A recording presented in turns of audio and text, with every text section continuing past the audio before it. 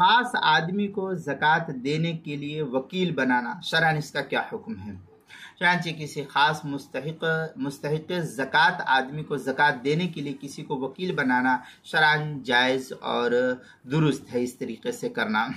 दूसरी सूरत यह कि अगर ज़कात देने वाले ने जैद को इस शर्त पर ज़कात का वकील बनाया कि वो किसी ख़ास मुस्तहिक़ खालिद को ज़कात दे दे, ये ऐसे नाम है, थोड़ा सा नाम बतला दिया जाता है ताकि जो है इस तरीके से वाज़े हो जाए। तो आप इसकी जगह जैद की जगह अमर ले लीजिए, बकर ले लीजिए, अब्दुल्ला ले लीजिए, रेहान ले लीजिए, अब्दुल सत्तार ले लीजिए, जो भी लेना है। तो इन नामों की जगह ये समझाने के लिए कहा जाता है।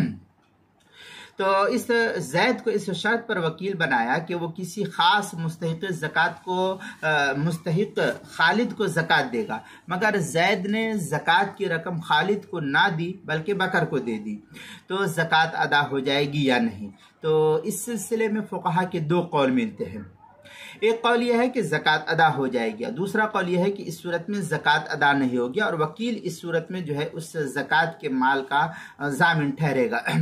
इसलिए एहतियात इसी में है कि किसी दूसरे को ज़कात ना दे बल्कि उसी को दे जिसको मुवक्किल जिसके लिए उसको वकील बनाया गया है, जिसको मुवक्किल यानी ज़कात की रकम देने वाले ने मुतय्यन किया है, ऐसे ही शख्स को ज़कात देने के लिए वकील जो है तलाश करे कि ऐसा ही शख्स जो है ज़कात का जो मुस्तहिक़ है उसको अदा किया जाए।